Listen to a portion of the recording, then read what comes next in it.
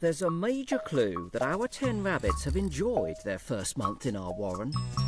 They've been breeding like rabbits.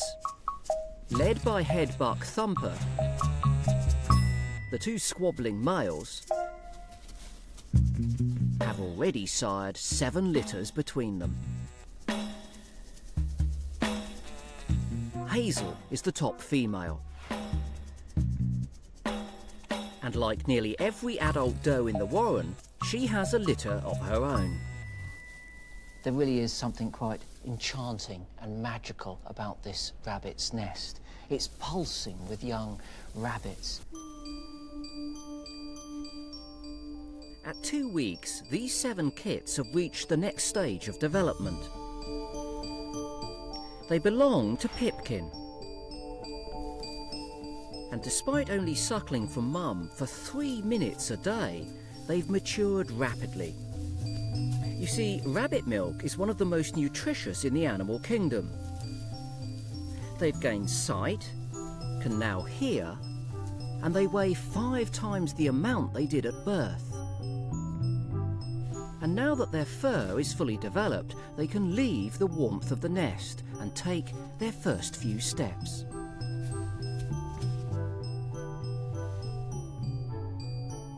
But for the moment, at least, they don't go beyond their mother's chamber. Their parents are from domestic stock, but they should behave as they would in the wild. Because our rabbit warren, like all of our burrows, is based on data from the real thing. They are the largest constructed burrows of their kind. But we want to see for ourselves the enormous scale and structural design of a wild warren. So 6 months ago at Devon's Bicton Park, we investigated an abandoned warren and began the most ambitious stage of our natural history project.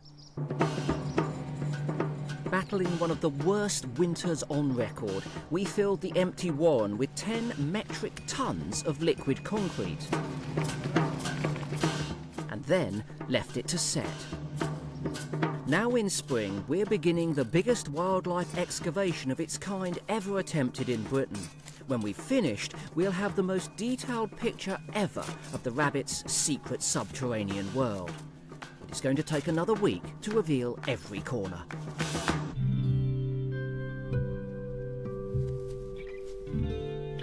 And as they investigate their burrow, we can finally get to grips with the full extent of our real warren in the wild.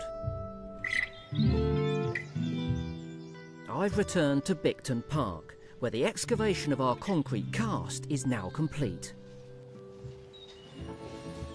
A bird's eye view shows us just how complex the warren is. With multiple living chambers and complex intersections. This warren has over 120 metres of tunnels and occupies the same floor space as the average new-build home. Our expert, Dr. Sasha Norris, has already been investigating. I'm completely blown away by it. I think it's absolutely incredible. My first impressions are how much it looks like tree roots. I guess that you can expect that because the tree and the rabbit are doing the same thing. They're trying to find their way through the soil, and obviously there's going to be rocks, there's going to be bits they just can't get through, so they have to sort of go sideways, and so you've got that very organic shape. I think it's beautiful, actually. It's a rabbit sculpture. But look at this, where the rabbit's claws have actually cut into the soil. It's been preserved forever, rather like the sort of rabbits of Pompeii. So what can this structure teach us about life underground for our baby rabbits? Navigating around this maze is an impressive feat for an adult rabbit. But for a tiny kid, a warren can be up to 4,000 times its size. Pipkin's litter are 18 days old, and they're now ready to test the limits of the burrow.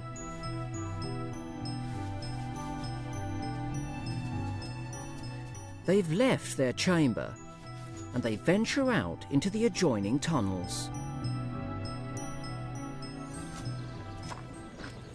Imagine being born in a warren like this, and then spending the first few weeks of your life entirely underground in a nest, and then you branch out and literally you're following your way through these tunnels using only a sense of smell, no light whatsoever. But this network of tunnels would suddenly come alive when all of those young left their breeding nest and started to sort of move around. And there is a period where they're moving around inside the warren where they're not outside.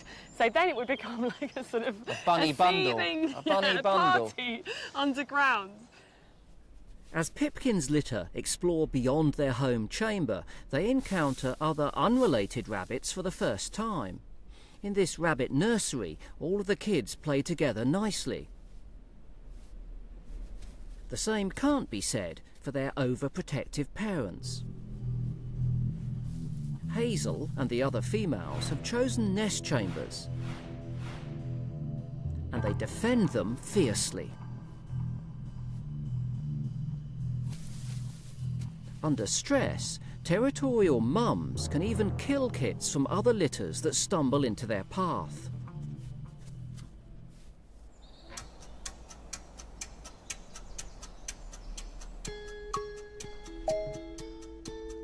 Inside our rabbit warren, Pipkin's litter are now 3 weeks old.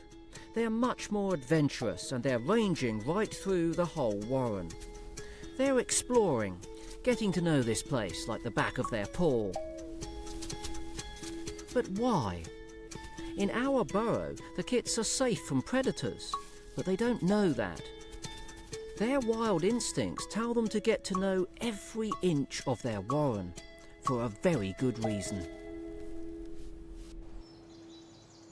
These tunnels aren't just a place to rest, but also full of escape routes. This is really interesting. This has got 7 different tunnels coming off it, some going down, some going sideways and up. And if you imagine you're being pursued by a stoat through the warren, at this point you can really confuse them, can't you? You can go off in any different direction. Yeah. And you intimately know this highway of tunnels. Because you live in it all the time, you know how to get away. From that predator. We built our warren inside a protected enclosure so there's no chance of a stoat attack. But our young rabbits still spend every moment learning all of the complex intersections and secret pathways. But will they be ready for their biggest step of all?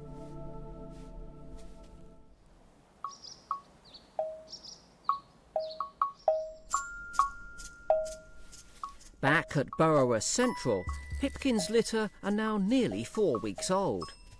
They're looking a lot less like baby bunnies and more like small versions of their mum.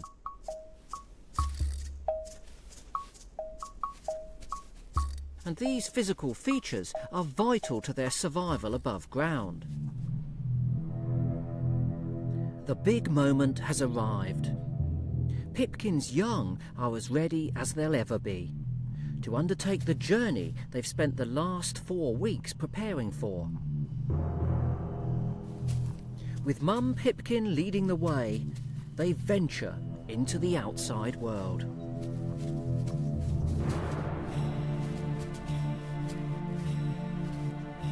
But how will they take in the foreign sights and sounds and their first breath of fresh air? Sasha and I are waiting eagerly. Here they come, Chris. Look at that. On the brink. It's quite a brave moment for these little things, isn't it? We know that there aren't any predators in our enclosure, but they don't know that. Even without the threat of being eaten, the outside world is overwhelming. Bright sunshine, new smells, new sounds, and boisterous adults. For some of Pipkin's litter, it's just too much. All they want to do is huddle for security.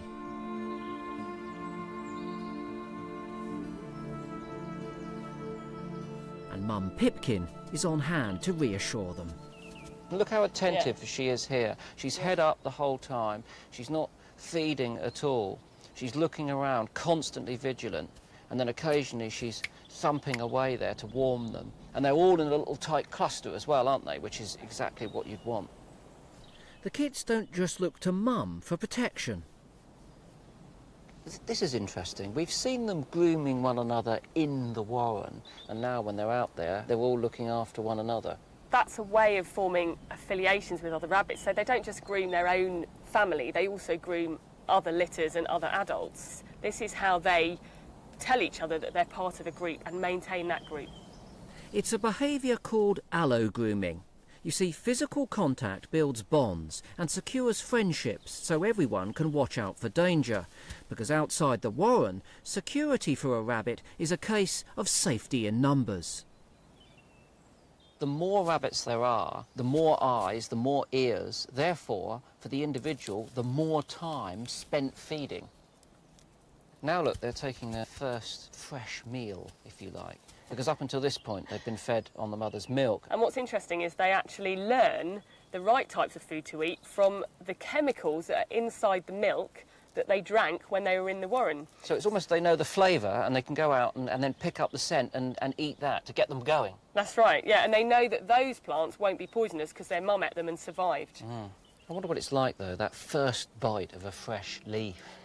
That must be a flavour sensation for them. Our kits' preparation for the outside has served them well. They've used their time in the burrow to grow and learn vital skills for survival. But there are still trials ahead. Life for an adolescent rabbit is fraught with challenges, and their instincts tell them to always be cautious. When one is spooked, everyone is back in their burrow in just a few hops.